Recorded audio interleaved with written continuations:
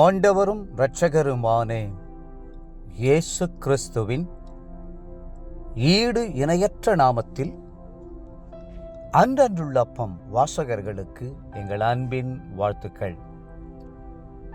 2026 ஆண்டு பிப்ரவரி மாதம் 10ஆம் தேதி செவ்வாய்க்கிழமைக்குரிய தின தியானம். இன்றைய தலைப்பு என்னை அல்லாமல். யோவான் 15:5 சொல்லுகிறது, நானே திராட்சை செடி, நீங்கள் கொடிகள். ஒருவன் என்னிலும் நான் அவனிலும் நிலைத்திருந்தால் அவன் மிகுந்த கனிகளை கொடுப்பான். என்னையல்லாமல் உங்களால் ஒன்றும் செய்யக்கூடாது. ஜெபிக்கிற தேவனுடைய பிள்ளைகள் கர்த்தரையே சார்ந்து கொள்ளுகிறார்கள். ஜார்ஜ் முல்லர் நடத்திய ஆதரவற்றோர் விடுதியை கவனிக்க ஒரு நிர்வாக குழு இருந்தது. அந்த குழுவினர் அந்த விடுதிக்கு அது வேண்டும், இது வேண்டும், பணம் திரட்ட வேண்டும், செல்வந்தர்களை சந்திக்க வேண்டும் என்றெல்லாம் பல முயற்சிகளை மேற்கொண்டார்கள். ஆனால் ஒருவருமே அவர்களுக்கு உதவி செய்ய முன்வரவில்லை. துக்கத்தோடு திரும்பி வந்த அவர்களை பார்த்து ஜார்ஜ் முல்லர், நீங்கள் கர்த்தரையே சார்ந்திருக்க வேண்டும், ஜெபத்திலே தரித்திருக்க வேண்டும் என்று சொல்லி அவர் தம்முடைய நிர்வாக குழுவினருடன் சேர்ந்து ஜெபிக்க ஆரம்பித்தார். அவர்கள் ஜெபிக்க கர்த்தர் வானத்தின் பலகணிகளை திறந்தார். எதிர்பாராத பல இடங்களில் இருந்து உதவிகள் அவர்களை தேடி வந்து குவிந்தது. நாம் முதலிலேயே இந்த சத்தியத்தை கற்றுக்கொண்டோமானால் பல ஏமாற்றங்களை தவிர்த்து விடலாம். கர்த்தருக்கு முன்பாக நிற்கிற மனுஷன் அற்பமான மனிதரிடம் போய் கையேந்த வேண்டிய அவசியமே இருக்காது. யாக்கோபின் வாழ்க்கையை சற்று சிந்தித்து பாருங்கள். அவர் தன்னுடைய இளமை காலத்தில் சுய ஞானத்தில் சார்ந்திருந்தார். அண்ணனை ஏமாற்றி தந்திரமாய் சேஷ்டபுத்திர பாகத்தை பறித்து கொண்டார். ஆனால் ஒரு நாள் ஏசா 400 பேரோடு தன்னை எதிர்கொண்டு வருகிறான் என்று கேள்விப்பட்ட போது யாக்கோபின் இருதயம் கலங்கியது. யுத்தத்திற்கு வருவது போல் வந்து தன்னை முறியடித்து விட்டால் என்ன செய்வதென பயந்தார். அந்த கடைசி நேரத்தில் யாருடைய ஒத்தாசையும் கிடையாது.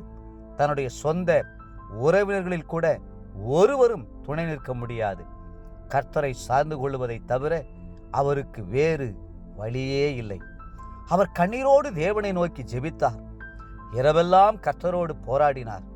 ஆம், அந்த அனுபவம் யாக்கோபின் வாழ்க்கையிலே ஒரு பெரிய திருப்புமுனையாய் அமைந்தது. வேதம் சொல்லுகிறது, யாக்கோபு பிந்தி தனித்திருந்தான். அப்பொழுது ஒரு புருஷன் பொழுது விடியுமளவும் அவனுடனே போராடி அவனை மேற்கொள்ளாததைக் கண்டு அவனுடைய தொடைச்சந்தை தொட்டார். அதனால் அவனுடனே போராடுகையில் யாக்கோபின் தொடைச்சந்து சுளுக்கிற்று. அவர், நான் போகட்டும், பொழுது விடுகிறது என்றார். அதற்கு அவன், நீர் என்னை ஆசீர்வதித்தால் ஒழிய உம்மை போகவிடேன் என்றான். ஆதியாகமம் 32ஆம் அதிகாரம் 24 26 முடிய. மட்டுமல்ல, அவன் தாயின் கர்ப்பத்திலே தன் சகோதரனுடைய குதிகாலை பிடித்தான். தன் பலத்தினால் தேவனோடே போராடினான். அவன் தூதனானவரோடே போராடி மேற்கொண்டான்.